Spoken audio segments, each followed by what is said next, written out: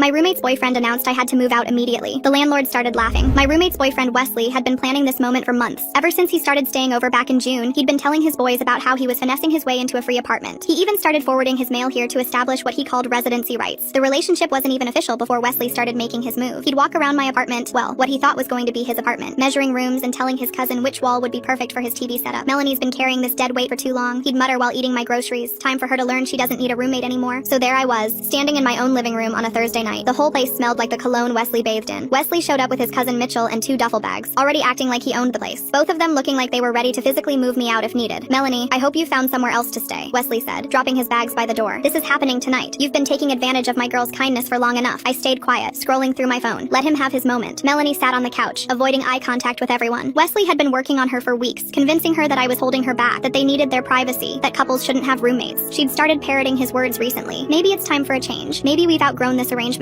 Classic Wesley manipulation. The man didn't even have his own place. He'd been couch surfing before he latched onto Melanie. Wesley pulled out a crumpled piece of paper from his pocket. "I printed out this 30-day notice, but honestly, you should just go tonight. Make this easy on everyone." Mitchell nodded like this was all perfectly legal. "Smart move, Wesley. She's had a free ride long enough." I looked at the paper and almost laughed. He downloaded some random eviction template and just wrote my name on it in pen. Melanie finally spoke up, her voice barely a whisper. "Maybe we can give her the weekend at least." Wesley shot her a look that made her shut up immediately. "Nah, baby, we discussed this. She goes tonight." That's when I made the call. "Hey, Mr. Sanders," I said, putting him on speaker. "Could you come up to 2C? We have a situation here." Wesley's chest puffed out. "Good. Call the landlord. I'm taking over this lease anyway. Melanie and I are common law now." 5 minutes later, Mr. Sanders walked in with his master keys jingling. He was this 60-year-old Brooklyn native who'd owned the building for 30 years. He took one look at the scene, Wesley with his bags, Mitchell trying to look intimidating, Melanie shrinking into the couch, and me standing there calm as could be. "What's going on here?" Mr. Sanders asked, though his slight smirk told me he already knew. Wesley stepped forward with all the confidence of someone who'd watched too many law shows. "I'm moving in, and she's moving out. I've been living here for 3 months, which makes me a tenant. Melanie and I are together, so I'm taking over her half of the lease." Mr. Sanders looked at Wesley like he'd just said the earth was flat. Then he started laughing. Not a chuckle, but a full belly laugh that went on for a solid 30 seconds. Wesley's face started twitching. "What's so funny, old man?" Mr. Sanders wiped his eyes and pulled out his phone. "Let me show you something, son." He pulled up a document. "This is the lease for apartment 2C. See that single name? That's not Melanie. That's not you. That's her." He pointed at me. "There is no Melanie on this lease. She's been subletting from her, which technically I only allowed as a favor." Wesley turned to Melanie, his mouth hanging open. "You said you were on the lease." Melanie looked at the floor. "I thought I was." Mr. Sanders continued, clearly enjoying himself. "And you, young man, aren't even supposed to be here. The lease specifically states overnight guests maximum 3 nights per week. You've been violating that for months. I could have you trespassed right now." Mitchell started backing toward the door. Wesley was frozen. "But I've been getting mail here." "That doesn't mean anything." Mr. Sanders laughed. "My cat gets mail here too. Doesn't mean he owns the place." Wesley looked at me, then at Melanie, then back at Mr. Sanders. "This can't be legal." "Oh, it's completely legal. In fact, you have exactly 5 minutes to grab your bags and leave before I call the police. And Melanie, you might want to start looking for your own place. Your subletting agreement ends next month." Wesley grabbed his bags, Mitchell already halfway to the elevator. Melanie ran after them crying,